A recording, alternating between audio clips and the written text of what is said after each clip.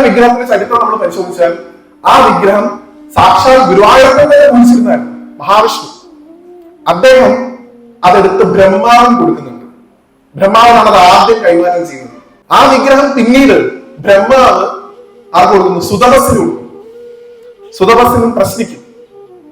സുതപസ്സും പ്രശ്നിയും ആ വിഗ്രഹം വെച്ച് പൂജിക്കുമ്പോൾ ഭഗവാൻ അവരുടെ മുമ്പിൽ പ്രത്യക്ഷനാവും. എന്നിട്ട് ചോദിക്കുന്നു, നിങ്ങൾക്ക് എന്ത് വരമാണ് വേണ്ടത്? നിങ്ങൾ എന്നെ പൂജിച്ചതിലൊക്കെ ഞാൻ സംപ്രീതനാണ്. അങ്ങനെ അവർ ചോദിക്കുന്ന വരമാണ്. അച്ഛനും അമ്മയുണ്ട്, സുതപസ്സുണ്ട്, പ്രശ്നിയുണ്ട്.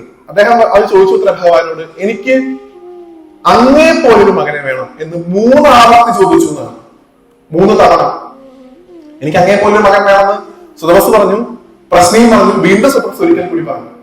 ഭഗവാൻ പറഞ്ഞത്ര എന്നെ പോലെ മകൻ എന്നുള്ളത് സാധ്യമല്ല. എന്നെ പോലെ ലോകത്ത് വേറെ ആരുമില്ല, ഞാൻ മാത്രമേ ഉള്ളൂ. റെയർ പീസാണ്, ഒരാൾക്ക് മാത്രമേ ഉള്ളൂ അങ്ങനെ. അപ്പൊ അതുകൊണ്ട് എന്നെ പോലെ ലിമിറ്റേഷൻ ഇല്ല, ഞാനേ ഉള്ളൂ.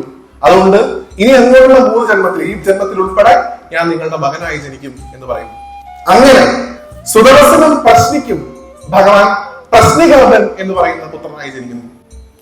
രണ്ടാമത് ഇതേ സുതപസ്സും പ്രശ്നിയും അടുത്ത ജന്മത്തിൽ കശ്യപനും അതിഥിയുമായിട്ട് ജനിക്കുന്നു. ആ കശ്യപനും അതിഥിക്കും ഉണ്ടായിട്ടുള്ള ഉണ്ണിയാണ് നമുക്ക് എല്ലാവർക്കും അറിയാം. ആരാ? സാക്ഷാൽ വാമനമൂർത്തിയായിട്ടുള്ള ഭഗവാൻ. വാമനായിട്ട് ഭഗവാൻ അടുത്ത ജന്മത്തിൽ അവരുടെ ഉണ്ണിയായി അനുഗ്രഹിക്കുന്നു. ഇതേ കശ്യപനും അതിഥിയും, അതായത് പൂർവ്വജന്മത്തിലെ സുതപസ്സും പ്രശ്നിയും 3ാമത്തെ ജന്മത്തിൽ ആരായിട്ട് ജനിക്കുന്നു? വസുദേവരും ദേവകിയുമായിട്ട് ജനിക്കുന്നു.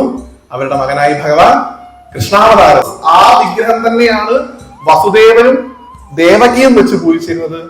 ആ വിഗ്രഹം തന്നെയാണ് കൃഷ്ണൻ ദ്വാരകയും വെച്ച് പൂജിച്ചിരുന്നത്. ആ വിഗ്രഹം തന്നെയാണ് എവിടെ ഇരിക്കുന്നത്? ഗുരുവായൂരിൽ.